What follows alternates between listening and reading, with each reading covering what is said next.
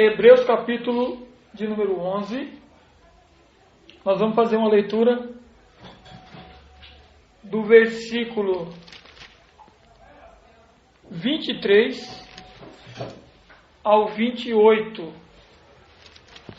E o nosso texto vai dizer assim: pela fé, Moisés, apenas nascido, foi ocultado por seus pais durante 3 meses, porque viram que a criança era formosa. Também não ficaram amedrontados pelo decreto do rei.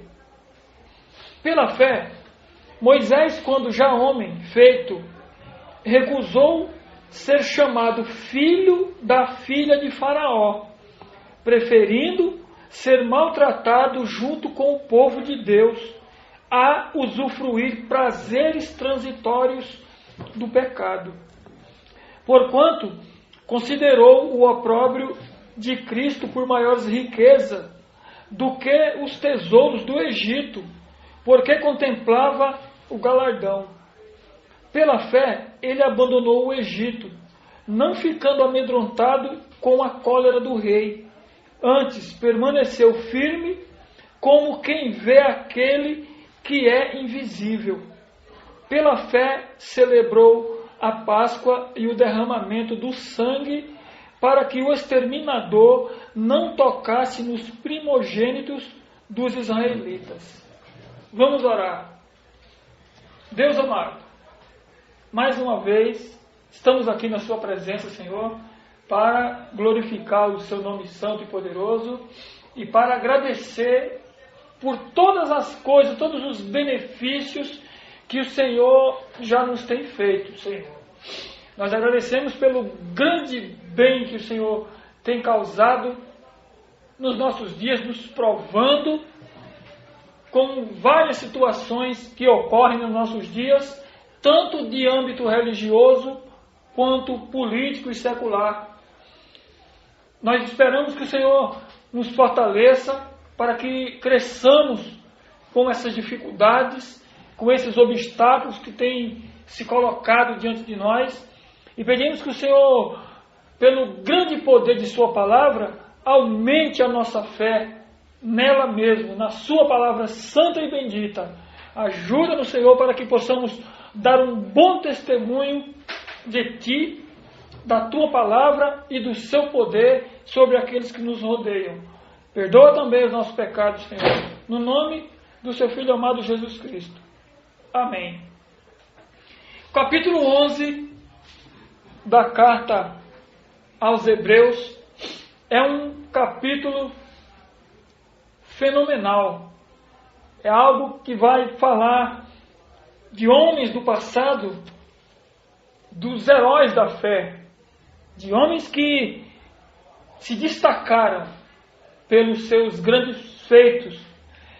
Mas isso não quer dizer que o mérito estava neles.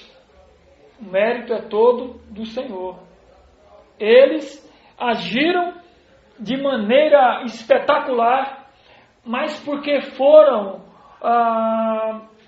capacitados por Deus.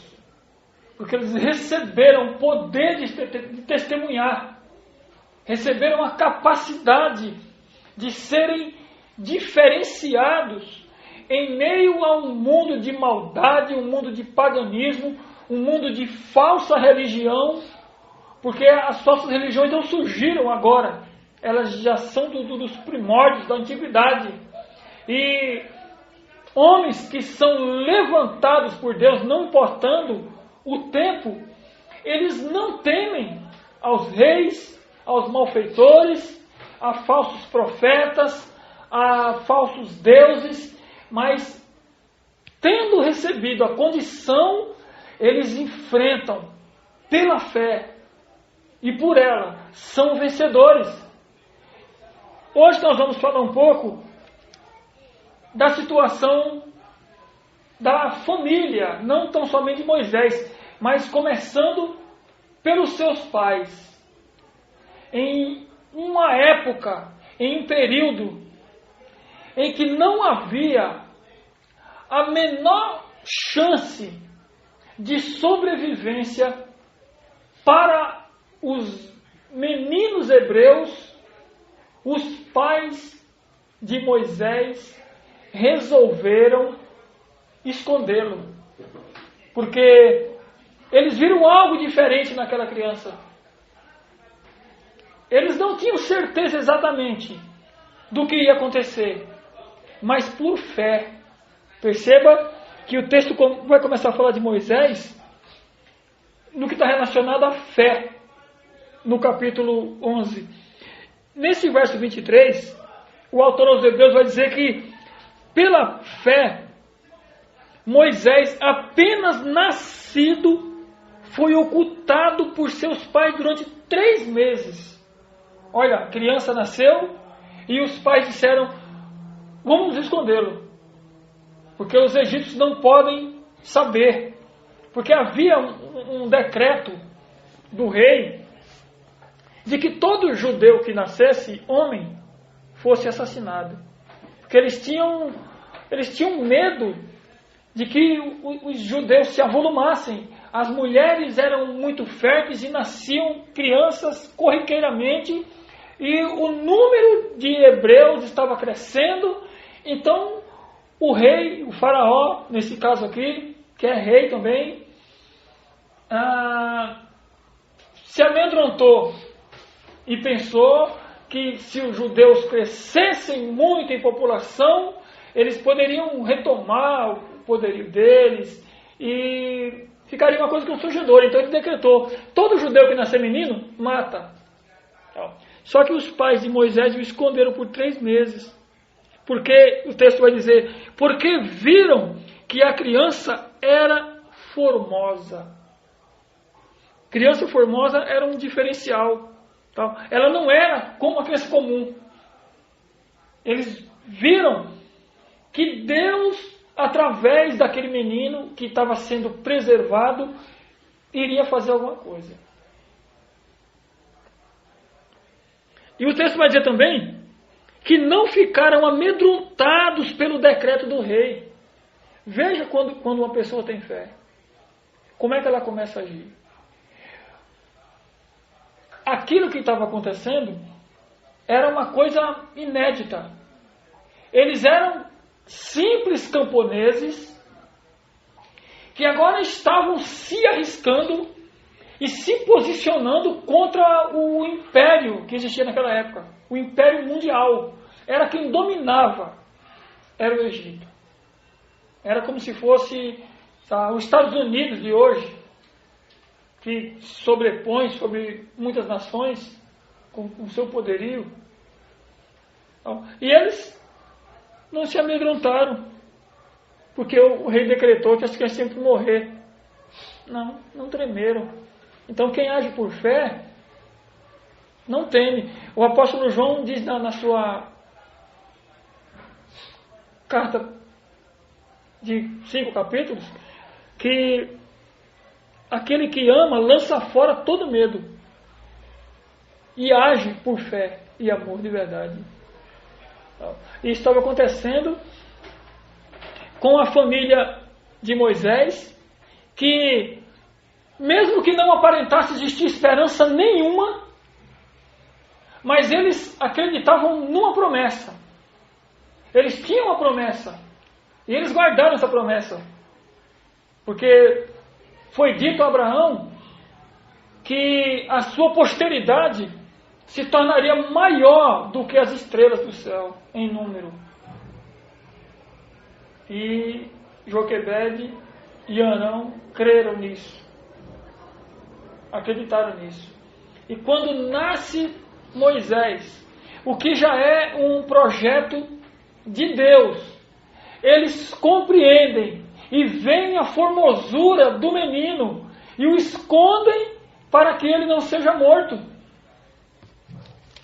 E quando o texto vai seguindo, ele, se nós dermos uma olhada no começo do livro de Êxodo, você vai ver que ela colocou ele num cesto de junco e colocou na beira do rio para que ele fosse seguindo, mas ela sabia que a filha de Faraó estava se banhando naquele rio. E mandou com que a sua irmã Miriam fosse correndo de lá e vendo. Daqui um pouco, ela enxerga o menino e pega o menino. E aí a irmã dele se apresenta e diz: olha, a minha mãe pode amamentar esse garoto aí. Que era exatamente a mãe dele. E assim acontece. A mãe de Moisés é quem o amamenta. E ele vai para o palácio. E vai ser criado, e ele vai ser treinado para ser um faraó. Os textos de Êxodo vão dizer que ele estudou nas grandes faculdades do Egito. Se tornou um cientista, aprendeu todas as ciências do Egito. Se tornou uma pessoa apta para ocupar futuramente o trono, o lugar de Faraó. Mas aí quando nós chegamos no versículo 24, ele está mais ou menos com 40 anos de idade aqui, e o texto vai dizer que pela fé, Moisés, quando já homem feito, recusou ser chamado filho da filha de Faraó. Olha que coisa incrível, isso aqui também é inédito. Porque era como se um jovem hoje, de 30 anos, descobrisse: não, eu não quero ser filho do Barack Obama, não me interessa isso. Eu quero viver com a ralé. Quero ficar com o meu povo. Difícil acontecer isso, hein? Mas o que aconteceu aqui? O que aconteceu era que a mãe dele era zelosa. Olha o que vale uma mãe e um pai zeloso. Eles tinham ensinado, mesmo fora do seu local de origem, a lei de Deus. Moisés tinha aprendido quando criança. E ela foi alimentando ele, e ele foi crescendo, e ela foi inculcando nele a lei de Deus, e ele foi aprendendo, e quando ele chega nessa maioridade, com 40 anos de idade, ele recusa ser chamado de filho da filha de Faraó. Ele não aceita essa posição. Isso é um fenômeno.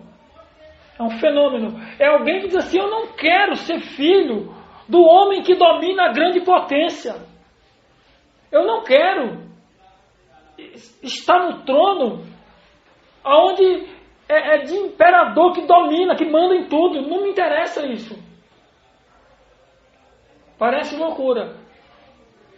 Mas a visão de Moisés aqui já estava alongada, já estava bem adiante. Ele já não via como as demais pessoas viam. Assim como seus pais não enxergavam as coisas da mesma perspectiva de pessoas comuns e pessoas normais.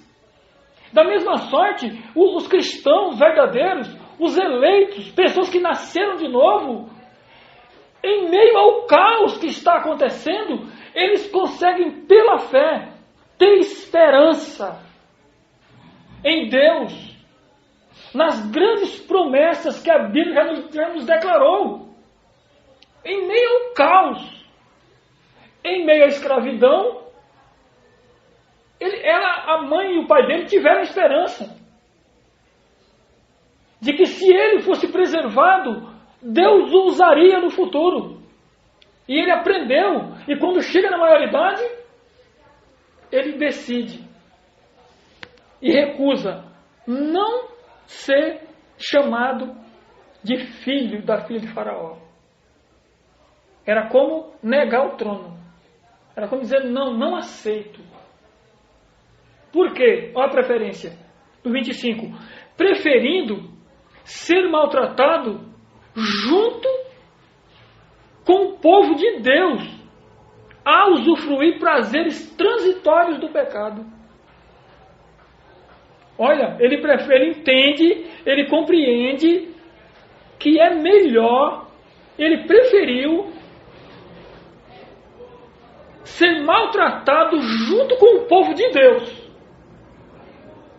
Quem está junto com o povo de Deus, não importa o que aconteça. Você está com o povo de Deus. Outra coisa que ele compreende, que usufruir esses prazeres transitórios do pecado não vai levar a nada. Ele sabia que todo esse colorido que é mostrado pelo diabo, pela cultura, pela mídia, por vários meios de comunicação, terá um fim. Isso vai acabar. É transitório. É passageiro. Não é permanente. Não vai ficar eternamente. Ele já tinha um conceito de eternidade. Veja que na nossa sociedade, em meio aos cristãos, eles estão lutando para criar os seus impérios aqui. Igrejas evangélicas estão lutando para construir os seus impérios, porque almejam ficar na terra como ela está. E pensam em dinheiro, em fama, em poder, riqueza. Moisés tinha uma visão adiantada disso aí. Muito mais adiantada. Não tinha nenhum projeto de ficar como herdeiro de Faraó. Não era o seu objetivo. Pelo contrário, era preferir ser maltratado junto com o povo de Deus. Na mente dele, já causado por Deus, valia muito mais a pena. Porque a recompensa seria superior, seria maior. Era bem melhor sofrer,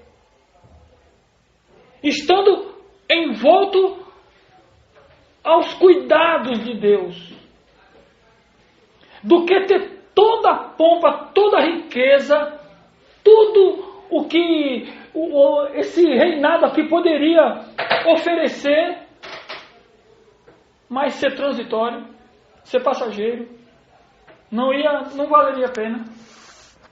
E ele conseguia enxergar essas coisas. Ele conseguia ver muito mais adiantado. Olha, quando você começa o capítulo, aí você vê a definição do que é fé. No versículo 1 do capítulo 11, o texto vai dizer: ora, a fé é a certeza das coisas que se esperam e a convicção de fatos que se não vê. Olha, a convicção da coisa que se espera. Moisés esperava uma pátria, assim como o apóstolo Paulo, superior. Ele esperava algo maior. Ele entendia que dominar uma nação, dominar o mundo, dominar pessoas, ter dinheiro, riqueza, pompa, poder, era inferior a ter uma eternidade com Deus, a ter uma esperança gloriosa da verdade. Eu não estou falando dessa forma, dizendo que não interessa trabalhar, que você não tem que criar um futuro para você aqui. Não quer dizer isso. O que eu quero colocar é que você não deve focar o seu objetivo maior nas coisas dessa terra, porque não vão valer a pena. Elas são transitórias, elas são passageiras, elas vão se acabar, e em muitos dos casos elas só vão trazer sofrimento, só vão trazer dores, só vão trazer prejuízo. São prazeres transitórios do pecado. As pessoas que lidam com dinheiro, fama e poder sabem disso, que são coisas, essas coisas, elas são como uma âncora que vai te puxando para baixo. Além de te segurar, elas te puxam. Era como se tem pessoas que fica preso com uma mão lá no alto e outra coisa lá embaixo. Ela quer abraçar tudo, mas não dá. Não tem como. Não teria como Moisés preferir ser maltratado com o povo de Deus e ao mesmo tempo usufruir dos prazeres transitórios, das coisas. Ele tinha que resolver isso. E ele entendeu que era melhor sofrer por enquanto. Sofrer nesse momento. Do que ter prazeres. Por alguns anos. E depois, a decepção total. E isso tem acontecido com muitas pessoas. Muitas pessoas iludidas pelos prazeres desse mundo.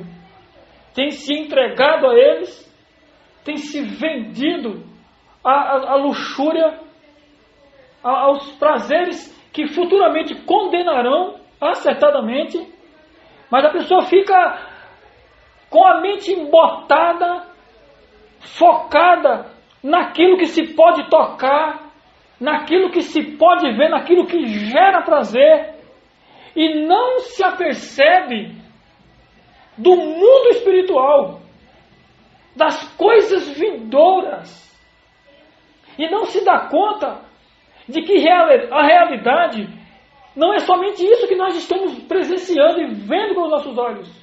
A realidade vai muito além disso aí. E era isso que a mãe, o pai e Moisés conseguiam ver.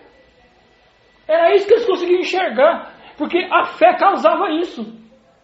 O apóstolo Paulo vai dizer que a fé vem pelo ouvir. E o ouvir a palavra de Deus.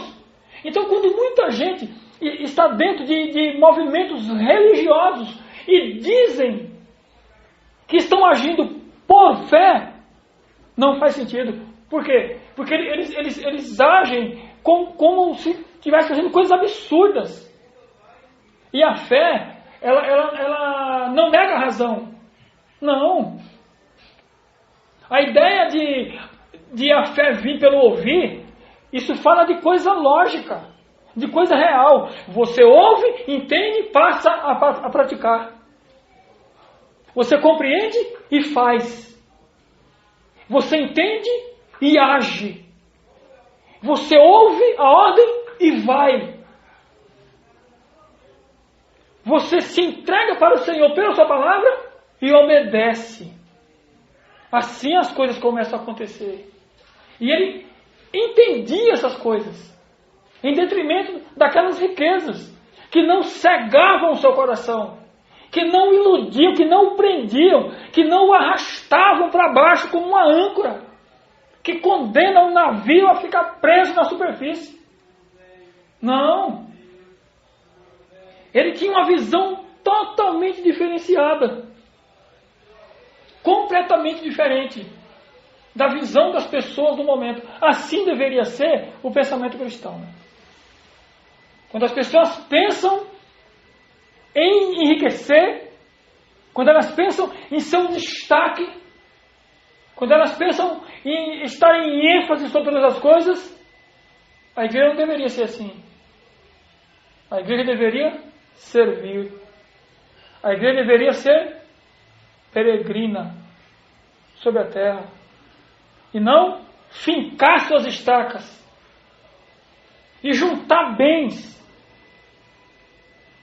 E visualizar só o que está diante dos nossos olhos físicos. Isso é um engano completo, total. Essa cegueira tem feito com que muitas pessoas se percam. Muitos têm se deixado levar. Nós vemos alguns casos na história.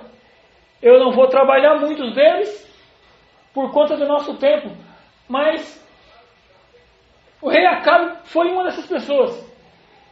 Que ele era um rei, comandava todo Israel, estava no seu palácio, mas do lado do seu palácio tinha uma vinha, como se fosse um pequeno sítio, de um homem chamado Nabote.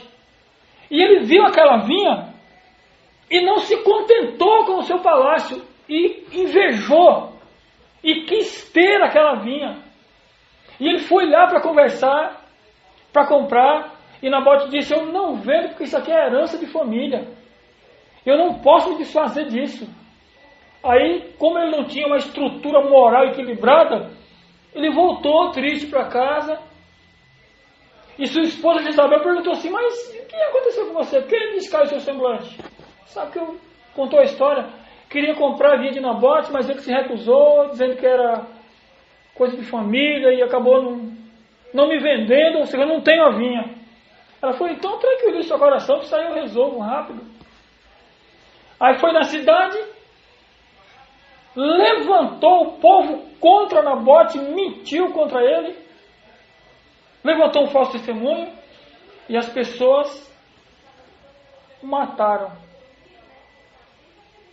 E ele ficou com a vinha, por ganância.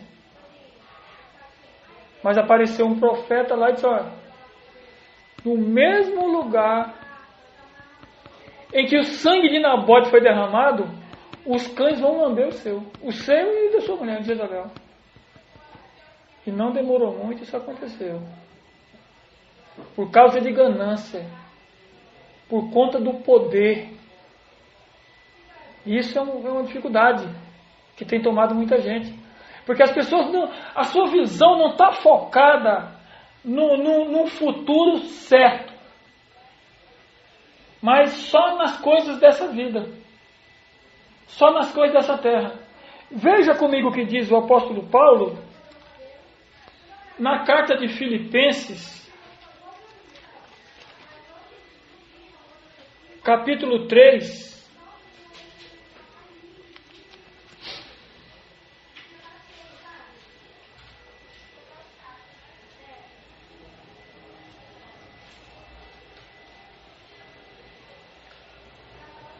dos versos 17 a 19. O texto vai dizer assim, irmãos, sede imitadores meus e observai os que andam segundo o modelo que tendes em nós, pois muitos andam entre nós, dos quais repetidas vezes eu vos dizia e agora vos digo, até chorando, que são inimigos da cruz de Cristo. O destino deles é a perdição. O Deus deles é o ventre. E a glória deles está na sua infâmia, visto que só se preocupam com as coisas terrenas. Olha o que acontece com quem tem só os seus olhos focados no que é terreno. Quando a pessoa está presa somente às coisas dessa terra, ela se põe como cristã, mas ela aceita outras propostas. Ela tem uma capa cristã, ela se veste como uma cristão, mas ela cede a outras coisas que não têm a ver com o mundo real da espiritualidade, que é isso que nos aproxima de Deus. É não estar preso às coisas desse mundo, é abrir mão dessas coisas pequenas, passageiras, para termos coisas maiores e infindáveis. Mas é difícil, né? Porque você não está vendo. Você não vê lá adiante. Com os olhos comuns, com os olhos normais, você não consegue ver. Mas o autor aos Hebreus diz que a fé é a certeza das coisas que se esperam e a convicção dos fatos que se não veem. Certeza e convicção. Duas coisas importantes que se precisa ter, e só a fé pode gerar isso no nosso coração. E só uma fé que vem fundamentada na palavra de Deus é que pode gerar isso. Ela não vem de outra forma. Não é como um passe de mágica, por magia, agora eu passei a crer. Não. Não é por aí. Tem que trabalhar para isso. Tem que começar a compreender a palavra de Deus e saber que ela é verdadeira, saber que ela é eficaz, saber que ela é irrefutável imutável e soberana. E passar a crer de verdade nela. Porque está compreendendo que era exatamente o que Moisés estava vendo. Era como se ele fosse tirado como um louco. Naquela época, já pensou? Alguém dizer, mas como? Ele não aceita ser filho da filha de Faraó? Quando aos olhos humanos não tinha futuro nenhum longe do Egito? E ele estava dentro, no miolo, ele estava no centro, ele estava bem localizado. Era alguém que já estava a ponto de assumir uma posição, mas Deus entra em cena e mexe no seu ser e faz com que ele faça as escolhas corretas. Perceba como tem sempre, quando nós estamos estudando a Bíblia, nós vamos ver que as doutrinas vão estar patentes. Veja que não é uma decisão aqui por livre-arbítrio. É uma decisão por convencimento de Deus. Ele faz uma troca de coisas que estão diante dele por coisas que ele ainda não está vendo. É trocar as certezas que estão patentes aos olhos por incertezas que estão lá adiante. Mas ele, influenciado pela verdade de Deus, pelo ensino que sua mãe o imbuiu, que sua mãe colocou na sua mente desde a sua infância. Por isso que ele mesmo depois vai dizer que nós temos que inculcar essas verdades aos nossos filhos. Tanto em casa, como no caminho, como em qualquer lugar. Deuteronômio, ele vai ensinar essas coisas. Nós temos que inculcar, enfiar essas coisas na cabeça dos seus filhos. Pendura nos umbrais das portas, nas paredes. Inculca neles, porque nele foi inculcado pelos seus pais. E teve resultado, porque ele agiu corretamente. Depois ele teve condições. Olha o que diz aqui, do capítulo 11 de Hebreus. O versículo 26. Porquanto considerou o opróbrio de Cristo por maiores riquezas do que tesouros no Egito, porque contemplava o galardão. Veja como é totalmente diferente de uma visão míope que pensa que trocando a sua primogenitura que você não precisa hoje, você vai ficar com as coisas aparentes do momento. Porque é isso que as pessoas estão fazendo. Elas estão abraçando as riquezas falíveis que logo vão desaparecer, logo vão sumir. Porque não pensa no galardão, não tem ideia disso. De uma recompensa futura, de uma recompensa eterna que não terá fim. As pessoas não escolhem isso porque elas estão cegas. Então é loucura. É loucura. Abrir mão do passaporte para ser o faraó. Dizer, não, eu não quero, eu prefiro ser escravo. Eu prefiro sofrer com os hebreus, com meus irmãos. É difícil, muito difícil.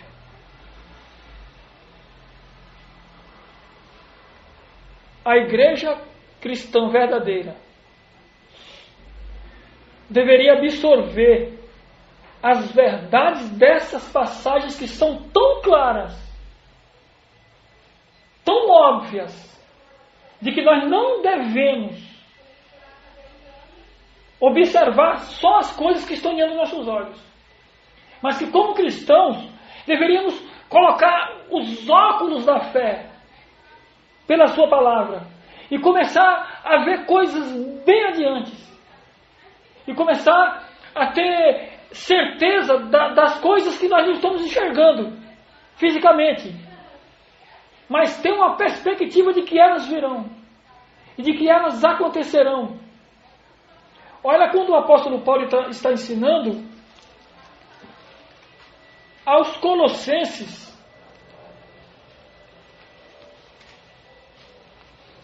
no capítulo 3,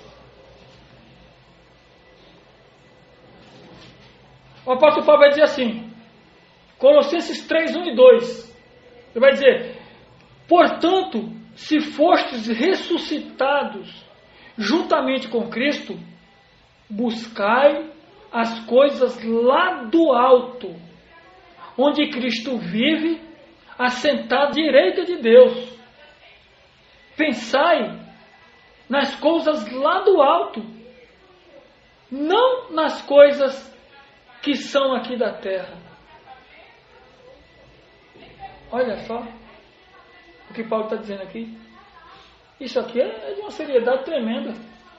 E ele já começa aqui com essa ideia do portanto, porque ele já tem falado, ele já tem explicado, e quando ele vai finalizando o ponto, ele diz: ó, portanto, se fostes ressuscitados juntamente com Cristo, buscai as coisas lá do alto. Porque somente quem foi ressuscitado juntamente com Cristo é que vai ter uma visão assim, alongada. É que vai ter uma visão das coisas do alto.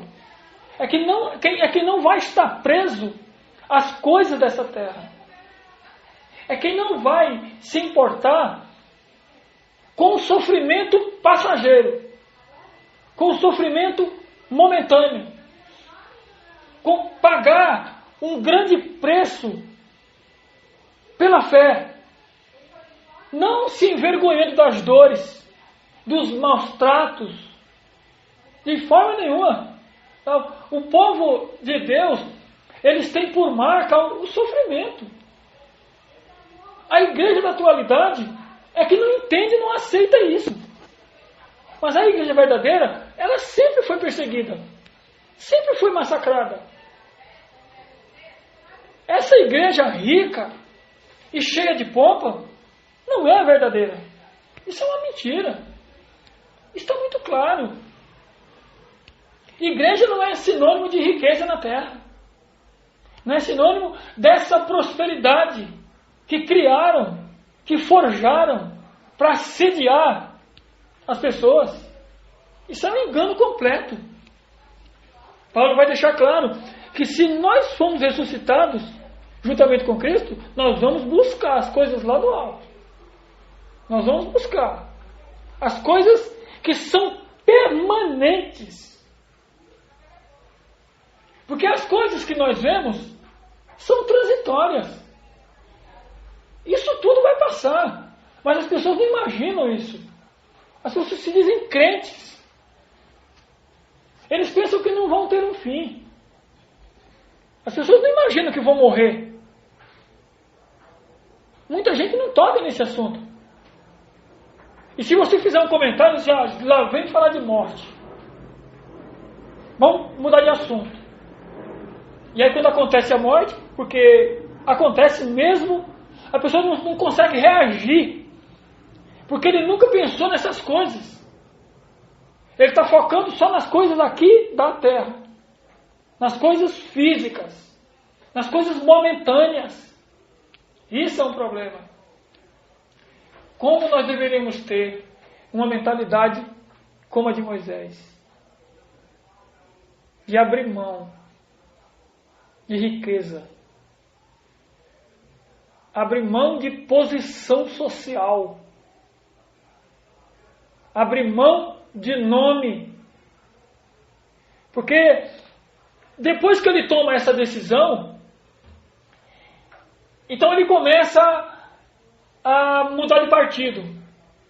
Ele vai encontrar um egípcio maltratando um hebreu e vai agir meio por ímpeto, meio por impulso, e vai matar aquele egípcio. Não era para ele fazer isso, não era assim, exatamente assim.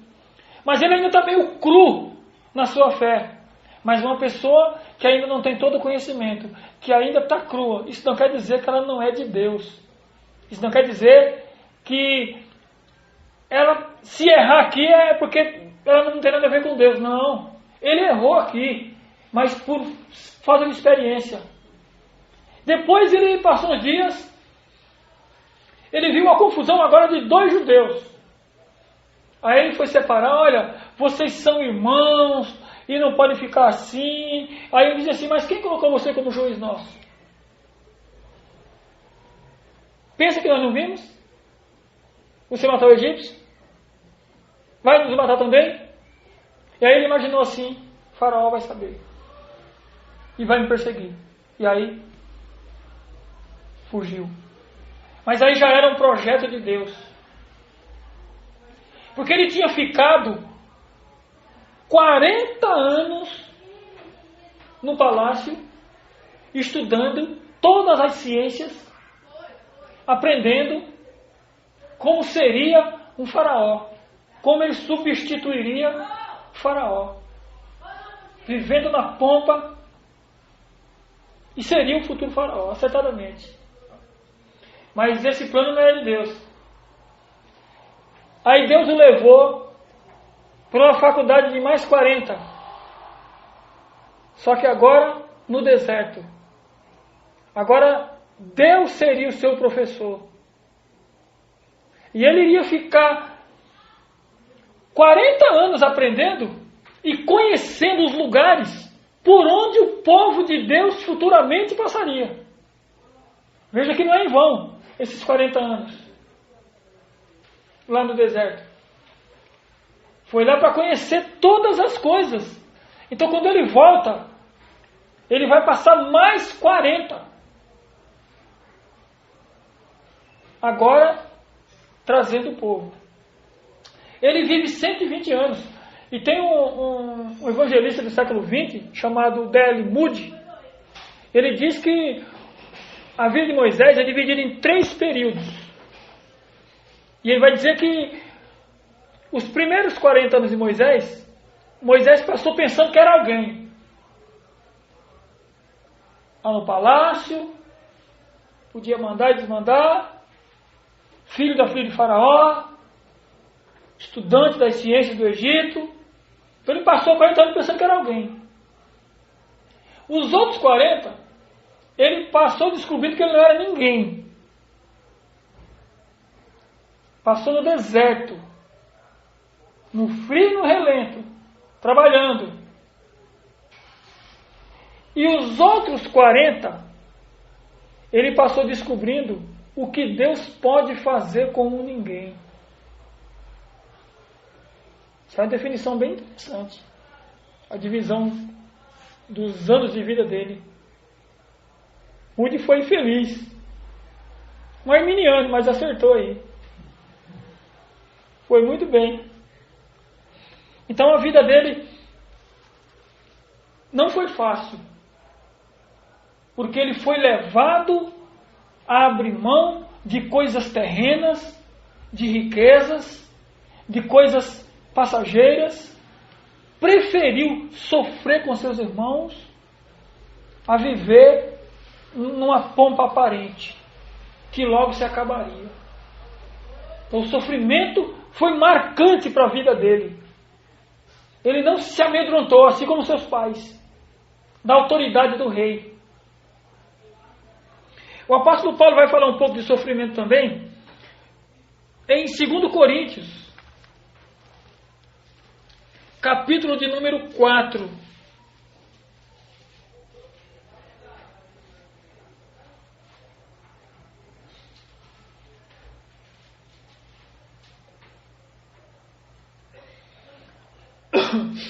Eu quero ler com vocês aqui, do versículo 16 ao 18. E Paulo vai dizer assim: por isso, não desanimamos. Pelo contrário, mesmo que o nosso homem exterior se corrompa, contudo, o nosso homem interior se renova de dia em dia. porque a nossa leve e momentânea tribulação produz para nós eterno peso de glória, acima de toda comparação, não atentando nós nas coisas que se veem, mas nas que se não veem, porque as que se veem são temporais, e as que se não veem são eternas. Olha as revelações do homem apóstolo Paulo. E ele diz isso porque ele é um homem de dores. Ele é um homem que sofreu muito. Mas ele não tinha medo do sofrimento, porque ele tinha a mesma visão de Moisés. Ele conhecia também o que era temporal e o que era eterno. Ele sabia bem dessas coisas. Então, jamais ele abriria mão do galardão que Deus tem guardado por conta dessas coisas, dessa vida. E ele não tremeria. Olha como ele fala aqui, a partir do versículo 7. Ele vai dizer assim: temos, porém, este tesouro em vasos de barro, para que a excelência do poder seja de Deus e não de nós. Aí, olha essa sequência. Em tudo somos atribulados, porém não angustiados. Perplexos, porém não desanimados. Perseguidos, porém não desamparados. Abatidos, porém não destruídos. Olha, a capacidade que o apóstolo Paulo tinha de sobreviver em meio a dores e perseguição e sofrimento, e não abrir a mão de seguir as pegadas de Jesus. De assim como Moisés sentiu o opróbrio, aquelas coisas que viriam contra ele. Era um homem de verdade, que não se importava com as coisas momentâneas, mesmo que fossem doloridas, mesmo que o fizesse sofrer muito, mas ele sabia que a recompensa era maior, porque tinha uma visão adiantada das coisas. E é isso que tem feito muita gente parar no meio do caminho, é não conseguir enxergar o final, é não ter uma perspectiva de que o Senhor em breve voltará, e em breve trará juízo ao ímpio, e em breve nos livrará do corpo dessa morte, e em breve nos transformará e nos levará. Essa é a visão que devemos ter, de que isso aqui daqui a pouco acaba. É a visão de Moisés, de que toda aquela coisa, todo aquele palácio, toda aquela riqueza não valia nada. Era prazer transitório, era coisa passageira. E quantas vezes as pessoas vendem o seu direito de primogenitura por um prato de lentilha, por aquilo que é colocado diante dele. Ele sacia o seu prazer, não pensando nas coisas eternas, não pensando nas coisas do porvir, nas coisas que não vão se acabar, nas coisas que são realmente de valor, que não são esse ouro perecível, esse dinheiro que cega, essa fama que vai acabar. Precisamos meditar nessas questões. Precisamos ter uma visão de esperança futura, uma visão de não focarmos a nossa vida só para esses dias, de não armarmos a nossa tenda aqui e de não construirmos pensando numa perpetuidade nesse lugar, mas pensando numa perspectiva futura, pensando que em breve Cristo voltará. Em breve Ele nos chamará, nos convocará para nos galardoar. E aí sim teremos um bem maior. aí teremos algo valoroso, permanente, eterno, inacabável, algo superior a tudo isso que nós estamos vendo, tudo o que está acontecendo. Vamos orar. Deus bendito e amado Pai, nós te agradecemos, Senhor, por todas as coisas que o Senhor nos tem ensinado, Pai. E nós pedimos que o Senhor faça com que fique nos nossos corações os prazeres eternos de meditarmos na Sua palavra e recebermos a esperança da salvação. E que não foquemos os nossos olhos nas coisas que em breve passarão, nas coisas que vêm mais para nos iludir, para nos enganar e para nos desviar do Seu eterno propósito, Pai. Mas nós clamamos, Senhor, que nessa noite o Senhor abra mais a nossa compreensão e nos faça refletir sobre tudo o que está acontecendo, e que a nossa fé e esperança seja ampliada, e que saibamos que o Senhor tem o controle de todas as coisas, e que está dominando sobre tudo e sobre todos, e que quando sejamos provados, não desanimemos, que não pensemos em voltar para trás, mas que continuemos marchando para o alvo. Que recebamos força nessa noite, Senhor, para seguir nessa jornada, não desistindo por conta dos momentos de dores, de sofrimento, de desamparo, de abandono, de incompreensão, mas que possamos lançar todas essas nossas ansiedades diante de Ti, sabendo que o Senhor tem cuidado de nós. Ajuda-nos, Senhor, assim como o Senhor tem feito todos os dias das nossas vidas. Essa é a nossa oração, no nome do Seu Filho amado Jesus Cristo. Amém.